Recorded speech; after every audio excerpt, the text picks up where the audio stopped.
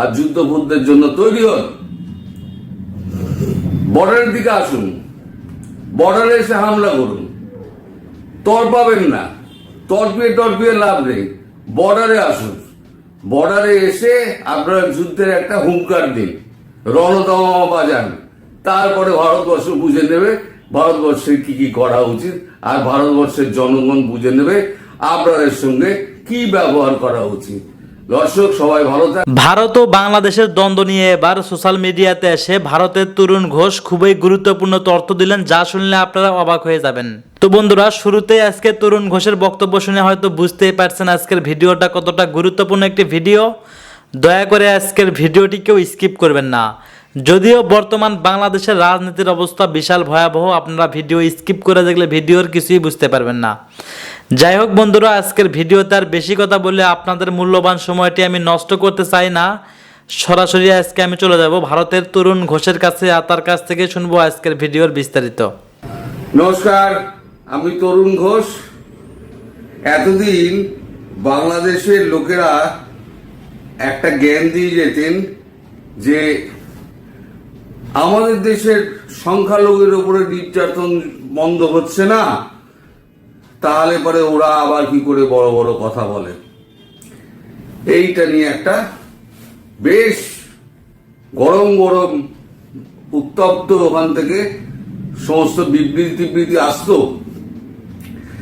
তা আজকে তারা একটা যোগ্য জবাব দিয়েছেন আমাদের জামা মসজিদের শাহী ইমাম বুখারী সাহেব।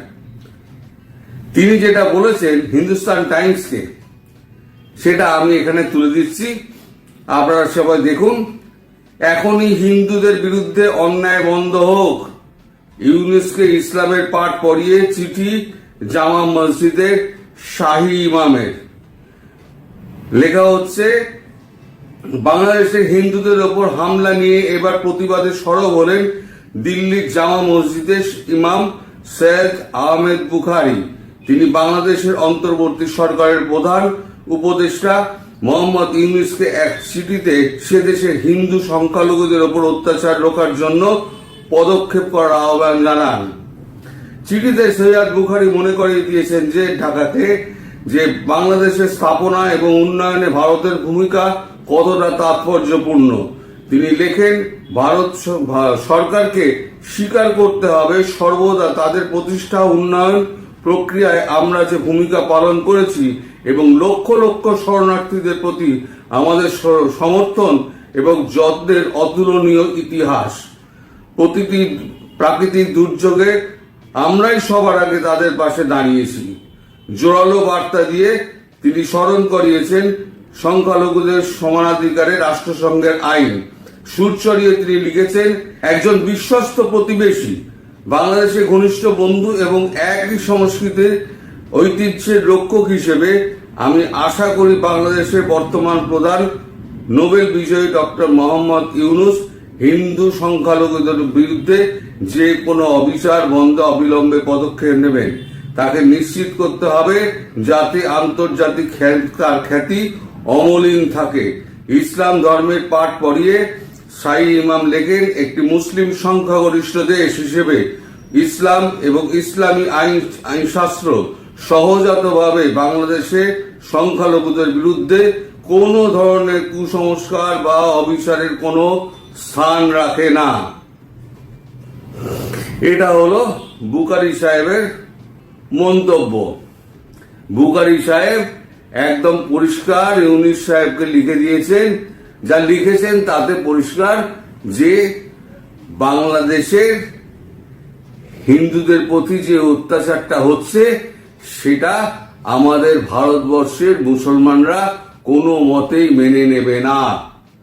এই যে এতদিন ধরে আপনারা একটা বিবৃতি দিচ্ছিলেন না যে বাংলাদেশে সংখ্যালঘুদের অত্যাচার যেটা হচ্ছে, অত্যাচার তো হচ্ছেই না, যেটুকু মানে রাজনৈতিক হিংসার শিকার যেগুলো হচ্ছে সেগুলো হচ্ছে মানে বাড়িয়ে বলা হচ্ছে। ভারতবর্ষ বাড়িয়ে বলছে, ভারতের মিডিয়া বাড়িয়ে বলছে। এখন আমাদের এখানে সংখ্যালঘু যারা আছে তারা নাকি অত্যাচারিত হয়, তাই আমাদের বলার কোনো মুখ নেই। আমাদের যে সংখ্যালঘুরা যদি অত্যাচারিত হতেন তাহলে আমাদের সংখ্যালঘুদের সংখ্যা এত বৃদ্ধি পেত না। এটা স্বাভাবিক কারণেই বোঝা যায়। যাই হোক, এবার আপনাদের মুখে কিন্তু চুনকালিটা পড়লো।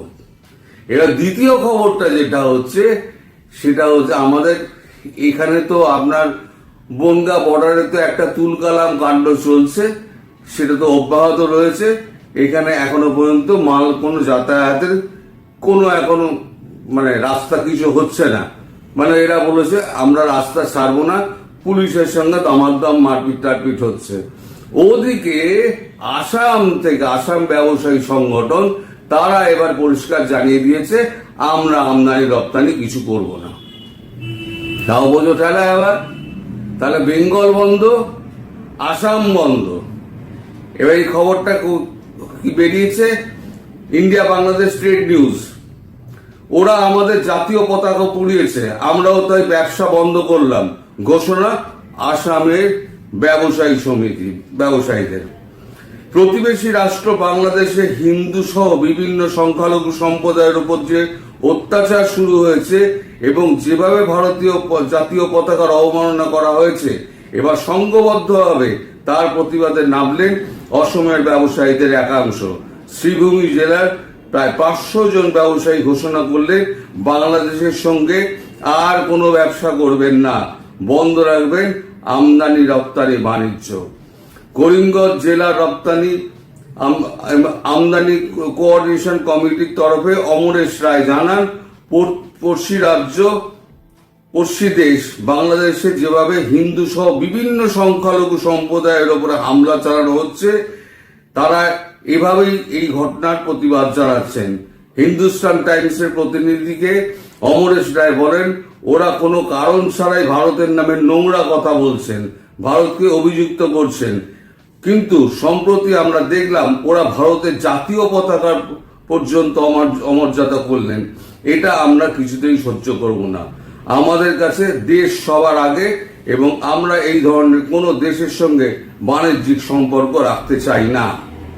আমি বলেছি না, এই যে জাতীয় পতাকা আপনারা যেটা অবমাননা করলেন না, এই পায়ের নিচে ফেললেন, তাতে সমস্ত ভারতবর্ষটা এক হয়ে গিয়েছে। তার একটা প্রমাণ আজকে আমি লিখিত প্রমাণ আপনাদের দিলাম।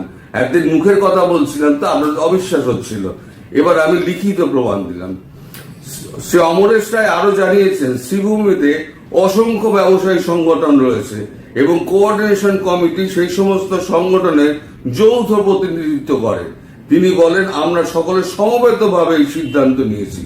আমরা স্থির করেছি যতদিন না পর্যন্ত বাংলাদেশের পরিস্থিতি স্বাভাবিক হচ্ছে, আগের অবস্থায় ফিরছে, ততদিন আমরা ওদের সঙ্গে কোনো বাণিজ্যিক লেনদেন করব না। প্রসঙ্গত, ভারতের উত্তর পূর্বাংশে সব মিলে মোট 13টি স্থলবন্দর এবং 4টি জলবন্দর রয়েছে, যেগুলির মাধ্যমে বাংলাদেশের সঙ্গে বাণিজ্য চালানো হয়। শ্রীভূমিতে অবস্থিত সুতারখন্ডি সেগুলোর মধ্যে অন্যতম। এই ভৌগোলিক অঞ্চলের অন্য গুরুত্বপূর্ণ স্থলবন্দরগুলি হল মেঘালয়ের দাউকি এবং ত্রিপুরার আখাউড়া। ত্রিপুরাও কিন্তু বলে দিয়েছে, সেটা আমার কাছে এখন নেই, সেই কাগজটা খুঁজে বার করতে হবে। ত্রিপুরা যত ব্যবসায়ী সংগঠন, আমদানি রপ্তানি ব্যবসায়ী সংগঠন, তারাও বলে দিয়েছে তারা কোনো ব্যবসা করবে না। সেটা আমি 2-1 দিনের মধ্যে কাগজটা খুঁজে আপনাদের বলে দেবো। উত্তর পূর্ব ভারত থেকে বাংলাদেশে মূলত যে পণ্যগুলো রপ্তানি হয় সেগুলি হলো কয়লা, পাথর, চুনাপাথর, আদা, পেঁয়াজ, চাল, শুকনো লঙ্কা এবং বিভিন্ন ফল। পরিবর্তে বাংলাদেশ থেকে আমদানি করা হয় কাঠের তৈরি আসবাব, বিভিন্ন ধরনের প্লাস্টিকের তৈরি সামগ্রী, cement, GI sheet, waste cotton, লোহার রড, মাছ, আচার, সফট ড্রিঙ্কস, বিস্কিট এবং অন্যান্য খাদ্যপণ্য। এখন দেখুন কি কি মাল যাচ্ছে আর কি কি মাল আসছে। আর এই মালগুলো যেগুলো যাচ্ছে, কয়লা, পাথর, চুনাপাথর, আদা, পেঁয়াজ, চাল, শুকনো লঙ্কা, বিভিন্ন ধরনের ফল, এইগুলো যদি যাওয়া বন্ধ হয়ে যায় তাহলে কিন্তু আপনাদের পক্ষে কিন্তু সমস্যাটা একদম বেড়ে যাবে। আর আমরা যদি এখানে যদি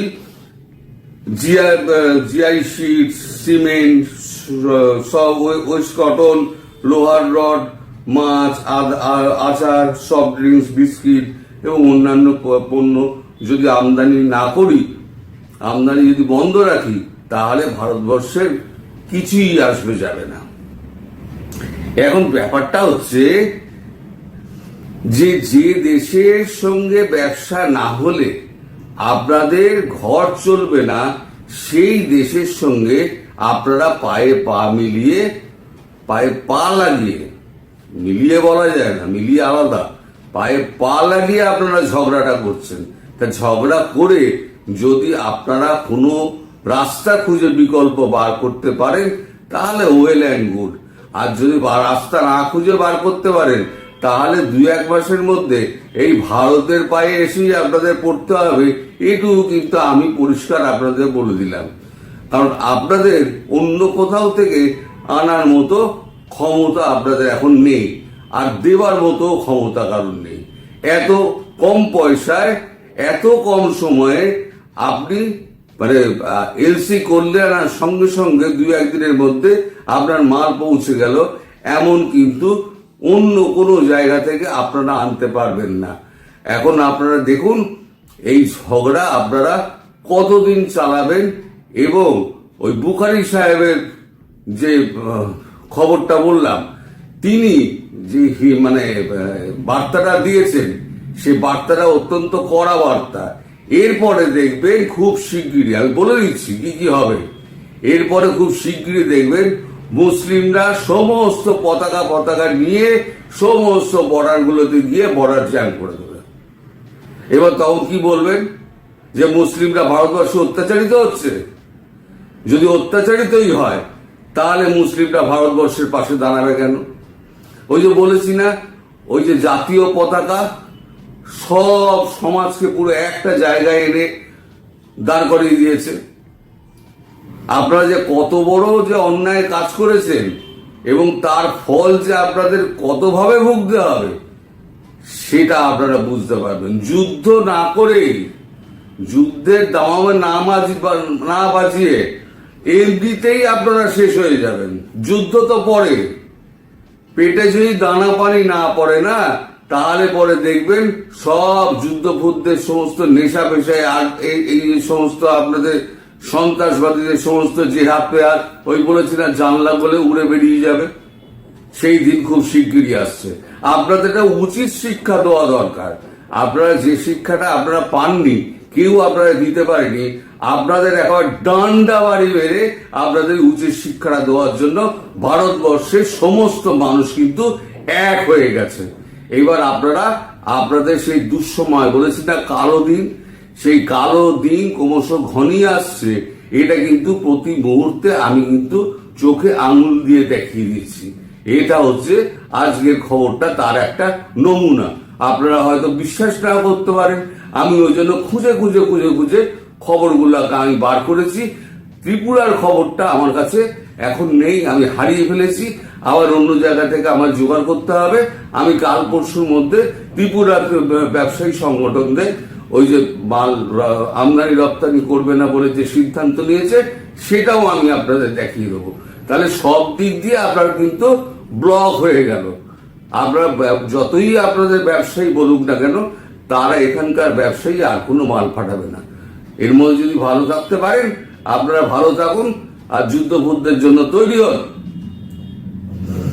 বর্ডারের দিকে আসুন, বর্ডারে এসে হামলা করুন, তর পাবেন না, টর্পিয়ে লাভ নেই। বর্ডারে আসুন, বর্ডারে এসে আপনারা যুদ্ধের একটা হুঙ্কার দিন, রণতমা বাজান। তারপরে ভারতবর্ষ বুঝে নেবে ভারতবর্ষের কি কি করা উচিত, আর ভারতবর্ষের জনগণ বুঝে নেবে আপনাদের সঙ্গে কি ব্যবহার করা উচিত। আসসালামু আলাইকুম রহমতুল্লাহি ওয়া বারাকাতুহু। সম্মানিত দর্শক, বাংলাদেশ এবং ভারতের যে সম্পর্ক, এটি নিয়ে প্রায় প্রতিদিনই তুল কালাম কাণ্ড ঘটে যাচ্ছে। দেশের বাইরে যেমন অনেক ঘটনা ঘটছে, আমরা পুরোটা জানতে পারছি না। আবার দেশের ভেতরেও যা কিছু ঘটছে, তাও আমরা অনেক কিছু জানতে পারছি না। ডক্টর মোহাম্মদ ইউনূসের নেতৃত্বাধীন যে অন্তর্বর্তীকালীন সরকার, এই সরকারের সময় আমাদের যে স্বপ্নের বাক স্বাধীনতা,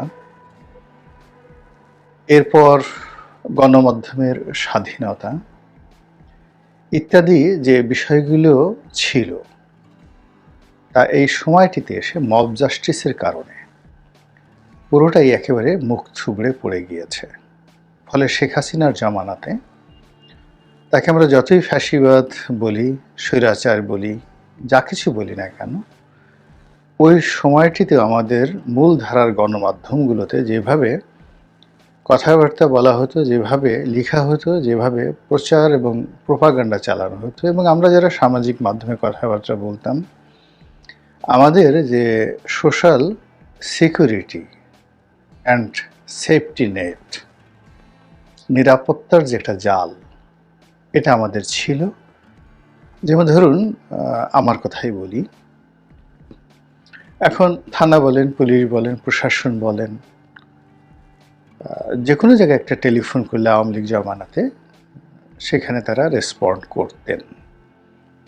এর বাইরে ব্যক্তিগত সম্পর্কের কারণে অনেক মন্ত্রী ছিলেন, এমপি ছিলেন, এমনকি আমি শুধু নয়, বিএনপিরও অনেক লোকের সঙ্গে আওয়ামী লীগের অনেক মন্ত্রী এমপির যে ব্যক্তিগত সম্পর্ক, এই ব্যক্তিগত সম্পর্কের কারণে আমরা অনেকে হয়তো আদালতে গিয়েছি, মামলা মোকদ্দমায় পড়েছি, কিন্তু একান্তে নিরাপত্তাহীনতায় আমরা কখনো ভুগিনি।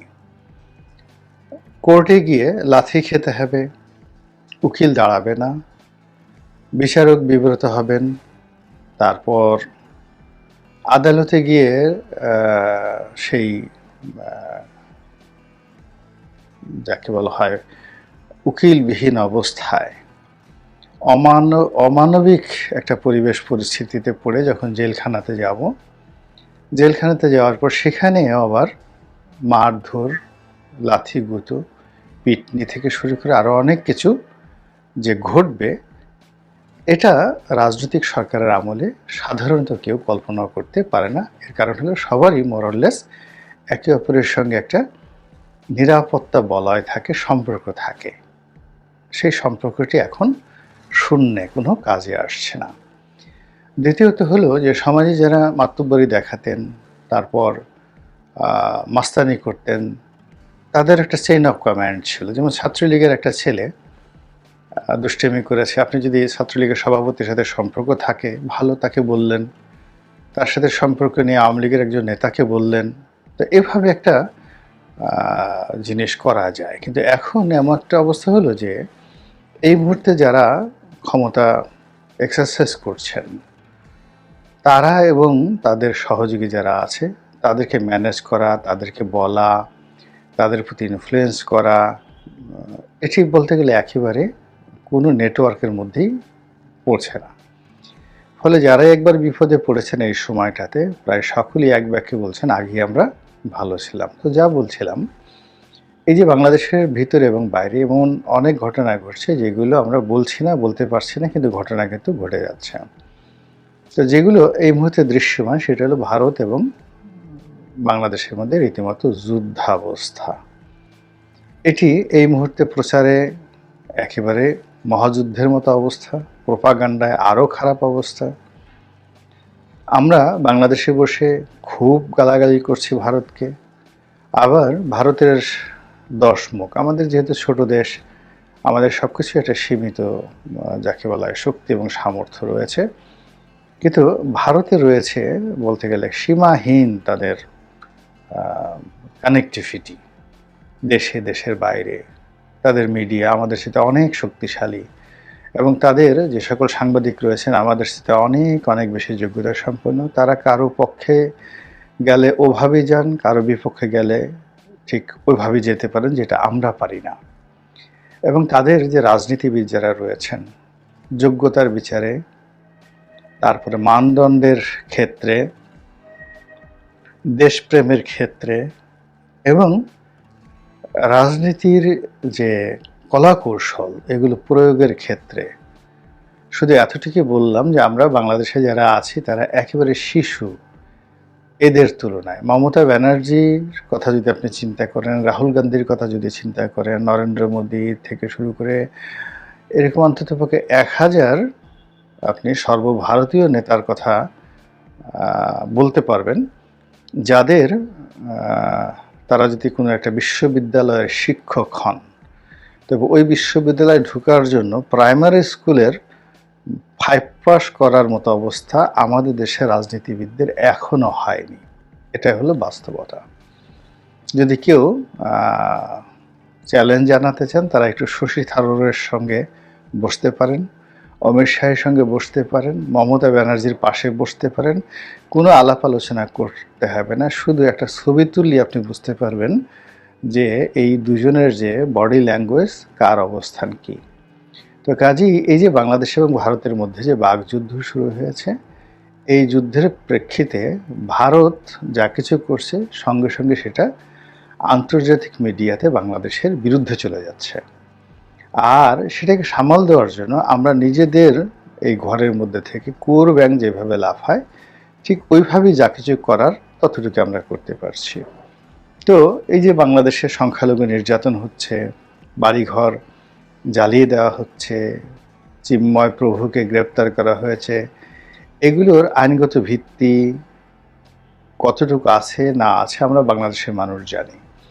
এদেশের সংখ্যালঘুরা আসলে কিভাবে আছে আমরা তো জানি, সংখ্যালঘুরা সবচেয়ে ভালো জানেন।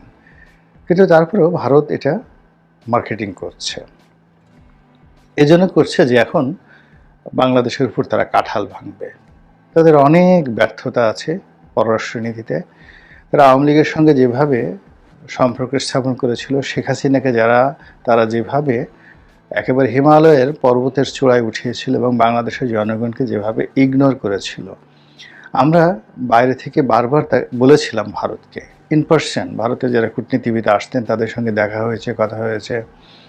তারপর এই টকশোয়ের মাধ্যমে, সভা সমিতি, সেমিনার, লেখনীর মাধ্যমে ভারতের দৃষ্টি আকর্ষণ করার চেষ্টা করেছি যে আপনারা নেশন টু নেশন এবং জনগণের সঙ্গে সম্পর্ক করেন, একসময় আপনারা খুব বিপদে পড়বেন। কিন্তু তারা সেই বড় দাদাদের মতো সবসময় একটা গোধরে ছিল এবং তারই প্রেক্ষিতে যখন শেখ হাসিনা বাংলাদেশ থেকে ভারতে আশ্রয় নিলেন, এখন তারা মানে তাদের ইজ্জতে ভীষণ রকম ঘা লেগেছে। এখন বাংলাদেশকে কী করে অপদস্থ করা যায়, শেখ হাসিনাকে, আওয়ামী লীগকে রক্ষা করার জন্য, নিজেদের ইজ্জত এবং আব্রুকে রক্ষা করার জন্য, নিজেদের ইগোকে তারা যাকে বলা হয় প্রতিষ্ঠিত করার জন্য বা ইগোটি বাংলাদেশের উপর প্রয়োগ করার জন্য, দাদাগিরি, ফিউডালিটি, এই জিনিসগুলো প্রয়োগ করার জন্য তারা কি করছেন, মিথ্যার যে ব্যাসাতি, তারপরে প্রচার এবং প্রোপাগান্ডার যে ব্যাসাতি এবং যা কিছু করা দরকার, দম্ভ, সব মিলে এমনভাবে করছেন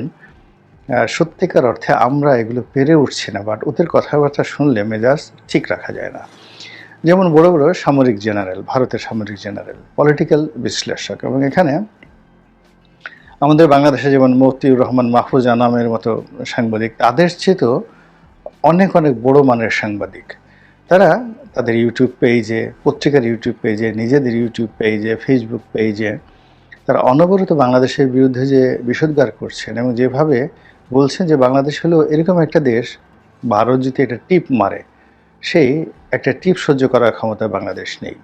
2 নম্বর হলো যে বাংলাদেশের সব কিছু যা কিছু আছে তা ভারত মাত্র 10 মিনিটের মধ্যে মানে বোমা মেরে গুঁড়িয়ে চুরমার করে দিতে পারে। এরকম বিভিন্ন রকম কথাবার্তা যা বলছে তা আসলে আমাদেরকে উত্তেজিত করছে, আমাদের তরুণ সমাজকে ভীষণ রকমভাবে উত্তেজিত করছে। এবং এই সময়ের মধ্যে ভারতে আমাদের পক্ষে কথা বলার মতো একমাত্র কবির সুমন ছাড়া আর কেউ নেই, ওই যে বিখ্যাত সঙ্গীতজ্ঞ কবির সুমন। তো আমরা অনেক দিন যাবতই জানি যে মমতা ব্যানার্জি পশ্চিমবঙ্গের মুখ্যমন্ত্রী, তিনি বাংলাদেশের ভালো বন্ধু। শেখ হাসিনার ভালো বন্ধু হওয়ার সত্ত্বেও তিনি ছাত্র আন্দোলনের সময় জুলাই মাসের দিকে তিনি এই আন্দোলনকারীদের পক্ষে কথা বলেছেন এবং একথাও বলেছেন যে আন্দোলনকারীরা যদি ভারতে আসতে চায়, পশ্চিমবঙ্গে যেতে চায়, তাহলে তিনি তাদেরকে আশ্রয় দেবেন। এই ধরনের বন্ধুত্বপূর্ণ একটা মনোভাব তার ছিল, কিন্তু তিনিও সম্প্রতি সর্বভারতীয় রাজনীতির যে মেরুকরণ, সেই মেরুকরণের মধ্যে পড়ে বাংলাদেশের বিরুদ্ধে হঠাৎ করে এমন একটা কথা বললেন যে বাংলাদেশে শান্তিরক্ষী বাহিনী, জাতিসংঘের শান্তিরক্ষী বাহিনী মোতায়েন করা উচিত। এবং এটা যেন তেন লোক নয়, সর্বভারতীয় রাজনীতিতে কেন্দ্রের রাজনীতি যারা নিয়ন্ত্রণ করেন ২-৩ জন বাদে সর্বভারতীয় রাজনীতিতে মমতা ব্যানার্জির একটা সুনাম আছে, সুখ্যাতি আছে। এবং তিনি যথেষ্ট ক্ষমতাধর এবং তার বক্তব্য দেশে বিদেশে ভীষণভাবে আলোচিত হয়। তো তিনি যেই মুহূর্তে বললেন পশ্চিমবঙ্গের বিধানসভাতে যে বাংলাদেশে শান্তিরক্ষী বাহিনী জাতিসংঘের মোতায়েন করা উচিত সংখ্যালঘুদের রক্ষা করার জন্য, এবং এই কথাটা মোদী সরকার সঙ্গে সঙ্গে কি করলো, ভারতের যে কেন্দ্রীয় পার্লামেন্ট যেটা লোকসভা, সেই লোকসভা এবং লোকসভার যেটা ঊর্ধ্বতন, যেটা একটা হলো ওদের যে লোকসভা, আর একটা হলো ওদের যে আপার হাউস যেটাকে বলা হয়, তো সে রাজ্যসভা, সেখানেও এই বিষয়টি নিয়ে আলোচনা হলো এবং সংসদ সদস্য যারা আছেন দুই জায়গাতেই তারা ভীষণ রকম এইগুলো নিয়ে আলোচনা শুরু করলেন এবং এখনও সে আলোচনা করছে। এবং এটা নিয়ে আমাদের বাংলাদেশের আমরা প্রতিক্রিয়া দেখাচ্ছি। আমাদের একজন তরুণ উপদেষ্টা তিনি বললেন যে বাংলাদেশে দরকার নেই, ভারতে শান্তিরক্ষী বাহিনী নিয়োজিত হবে এবং সেখানে যদি দরকার হয় বাংলাদেশের সামরিক বাহিনী জাতিসংঘের হয়ে সেখানে দায়িত্ব পালন করবে। এগুলো কথার কথাই কারণে যে আমাদের এই বক্তব্য আমাদের এই বলয়ের বাইরে যাবে না, কিন্তু মমতা ব্যানার্জির বক্তব্য, ভারতের বক্তব্য, এটি লন্ডনে চলে যাবে, আমেরিকাতে চলে যাবে, জাতিসংঘে চলে যাবে, নিরাপত্তা পরিষদে চলে যাবে এবং যত মানবাধিকার সংস্থা থেকে শুরু করে সারা পৃথিবীর অর্থনীতি যারা নিয়ন্ত্রণ করে সেই সকল জায়গাতে চলে যাবে। এবং এইগুলো বাংলাদেশের বিরুদ্ধে প্রোপাগান্ডা হিসেবে কতটা ব্যবহৃত হতে পারে যে এই মমতা ব্যানার্জির এই বক্তব্যের পরপরই ব্রিটিশ সরকার এই ডিসেম্বর মাসকে কেন্দ্র করে বাংলাদেশে একটি ভ্রমণ নিষেধাজ্ঞা দিয়েছে। কি নিষেধাজ্ঞা? সে মনে করছে, অর্থাৎ ব্রিটিশ সরকার মনে করছে যে বাংলাদেশে যে কোনো সময় বড় একটি দুর্ঘটনা ঘটতে পারে এই ডিসেম্বর মাসে, কাজেই তাদের যারা নাগরিক, ব্রিটিশ নাগরিক, তারা যেন খুব সতর্কভাবে চলাচল করে এবং এই সময়টাতে খুব প্রয়োজন না হলে বাংলাদেশে যেন না আসা হয়, এই ব্যাপারে তারা নিরুৎসাহিত করেছে তাদের দেশের নাগরিককে। আপনারা জানেন যে একমাত্র পৃথিবীতে যাকে বলা হয় ব্রিটেন হলো সেই দেশ যারা কিনা আমেরিকার মাউথপিস। এখন আমেরিকান সরকার কৌশলগত অবস্থানে আছেন এই কারণে যে একটা ট্রানজিশনাল পিরিয়ড চলছে। জো বাইডেন সরকার চলে যাচ্ছেন, কমলা হ্যারিস ভীষণ রকমভাবে মানসিকভাবে বিষণ্ণ, তার একটা ভিডিও ভাইরাল হয়েছে, সেখানে সে জাতির উদ্দেশ্যে একটা বক্তব্য দিয়েছেন, বলা হচ্ছে তিনি ড্রাঙ্কার অবস্থায়, মদ্যপ অবস্থায় বক্তব্য দিয়েছেন। এই তালমাটাল অবস্থায় আর অন্যদিকে মিস্টার ডোনাল্ড ট্রাম্প 20 তারিখে শপথ নেওয়ার জন্য এবং তার সরকারের বিভিন্ন গুরুত্বপূর্ণ পদে নিয়োগ দেওয়ার জন্য তিনি খুব ব্যস্ত সময় পার করছে। তো সেই ক্ষেত্রে ডোনাল্ড ট্রাম্প সরকারের যে এজেন্ডা, তার যে ডিজায়ার, এই জিনিসগুলোই আমরা এখন ব্রিটেনের মুখ থেকে শুনতে পাচ্ছি। তো কাজেই ব্রিটেন ডিসেম্বরকে কেন্দ্র করে যে কথাগুলো বলেছে কিংবা অন্যান্য যা কিছু ব্রিটেন এখানে ঘটানোর চেষ্টা করছে, এটি মূলত আমেরিকারই একটা কূটকৌশল। তো কাজেই এই যে মমতা ব্যানার্জির এই বক্তব্যে আমরা কিন্তু সত্যিকার অর্থে ক্ষতিগ্রস্ত হয়েছি। আর ব্যক্তি মমতা ব্যানার্জির সঙ্গে সম্পর্কের কারণে আমরা অনেকে আহত হয়েছি। এখন যারা রাষ্ট্র পরিচালনায় আছেন, বিশেষ করে পররাষ্ট্র মন্ত্রণালয়ে যারা আছেন, তারা এই বিষয়টি কিভাবে মোকাবেলা করবেন আমি বুঝতে পারছি না। এর কারণ হলো এই ঘটনার পর যারা বক্তব্য দিচ্ছেন, পররাষ্ট্র উপদেষ্টা দিচ্ছেন, আমার কাছে মনে হচ্ছে তার বক্তব্যে কোনো আকর্ষণ নেই, বরং তাকে দেখলে মনে হয় অসহায়, তিনি প্রচণ্ড রকম অসহায়, মুখ শুকিয়ে গেছেন, তার ওজন কমে গেছে এবং তাকে মনে হয় পিছনে কেউ হয়তো বন্দুক ধরে রেখেছে এবং তিনি যে কথাবার্তা বলছেন সেটা স্বতঃস্ফূর্তভাবে নয়, তার হুমকি ধামকিভাবে আসছে না। আবার আর একজন লোক দেখলাম, ব্রিগেডিয়ার সাখাওয়াত সাহেব, তো তিনি সানগ্লাস পরে অনেকটা মিলিটারি স্টাইলে তিনি চলাফেরা করছেন। পিছনে এক গাদা নৌবাহিনীর সদস্য, বিভিন্ন আইন শৃঙ্খলা রক্ষাকারী বাহিনীর সদস্যদেরকে দাঁড় করিয়ে অ্যাজ ইট ইজ তিনি যে কথাগুলো বলছেন সেগুলো মানানসই নয়। এগুলো মনে হচ্ছে মশারির মধ্যে মশারি টানানোর মতো ঘটনা। তিনি যে কথাবার্তাগুলো বলছেন তার কথাগুলো ব্যক্তিগত, সরকারের নয়। আবার তিনি ব্যক্তিগত যে কথাগুলো বলছেন সেগুলো পয়েন্টিভ নয়, যা কিনা দেশের জন্য খুব কল্যাণকর হবে। এর বাইরে প্রধান উপদেষ্টার কার্যালয় থেকে তার যে সচিব, প্রেস সচিব, তিনি যে বক্তব্য দিচ্ছেন সেটিও অনেকটা বালক সুলভ, একেবারে বালক সুলভ। কোনো অবস্থাতে এর মধ্যে কোনো পলিটিক্যাল ম্যাচুরিটি নেই। তিনি ভারতের একটি পত্রিকার সাথে সাক্ষাৎকার দিয়েছেন, বাংলাদেশের টেলিভিশনগুলোতে যাচ্ছেন, কিন্তু একটা সরকারকে রিপ্রেজেন্ট করার জন্য যে ধরনের ব্যাকবোন থাকা দরকার, যে ধরনের ধীশক্তি থাকা দরকার, যে ধরনের গ্রহণযোগ্যতা থাকা দরকার, সেটা বা পরিচিতি থাকা দরকার, সেটা তার নেই। এখানে যদি আসিফ নজরুল সাহেব কথা বলতেন তাহলে হয়তো অনেকে, ইভেন ব্রিগেডিয়ার সাখাওয়াত সাহেব যদি কথা বলতেন, হয়তো অনেকেই তাদের কথা শোনার জন্য কান খাড়া করতো, তারপরে মন্তব্য করতো। কিন্তু এমন সব লোকজন সামনে এসে কথা বলছেন যাদের কথা শোনার জন্য কারোর মধ্যে কোনো আগ্রহ নাই। ফলে কি হচ্ছে, একচেটিয়াভাবে ভারত এবং ভারতের যারা রাজনীতিবিদ তারা যে ব্যাটিং করে যাচ্ছে বাংলাদেশের বিরুদ্ধে, এই ব্যাটিং আমরা কতক্ষণ টিকে থাকতে পারবো সেটি দেখার বিষয়। আল্লাহ আমাদের সবাইকে হেদায়েত দান করুন এবং হেফাজত করুন। আসসালামু আলাইকুম ওয়া রাহমাতুল্লাহ। ধন্যবাদ প্রিয় দর্শকবিন্দু, আমাদের ফুল ভিডিওটি দেখার জন্য আপনাকে জানাই অসংখ্য ধন্যবাদ। তো বন্ধুরা, এতক্ষণ আপনারা যে ভিডিও ফুটেজটি দেখলেন, এই ভিডিও ফুটেজটি ছিল তরুণ ঘোষের একটি বক্তব্য ভারত এবং বাংলাদেশকে নিয়ে। শুধু তাই না, সে সাথে প্রসঙ্গ এসেছিলেন ডক্টর ইউনূস স্যারকে নিয়ে যে গুরুত্বপূর্ণ তথ্য দিয়েছেন ভারতের তরুণ ঘোষ। এই গুরুত্বপূর্ণ তথ্য নিয়ে যদি আপনাদের মনের মাঝে কোনো প্রশ্ন থেকে থাকে, অবশ্যই সেটা কমেন্ট বক্সে কমেন্ট করে জানিয়ে দেবেন। আমরা পরবর্তী ভিডিওর মাধ্যমে সেই কমেন্টটি তুলে ধরার চেষ্টা করব। যাই হোক বন্ধুরা, আজকের ভিডিওতে আর বেশি কথা বাড়িয়ে আপনাদের মূল্যবান সময়টি নষ্ট করব না। এমন নিত্য নতুন আপডেট খবর সবার আগে পেতে এখনই আমাদের এই পিচ্চি সাকিব ইউটিউব চ্যানেলটি সাবস্ক্রাইব করুন। ধন্যবাদ।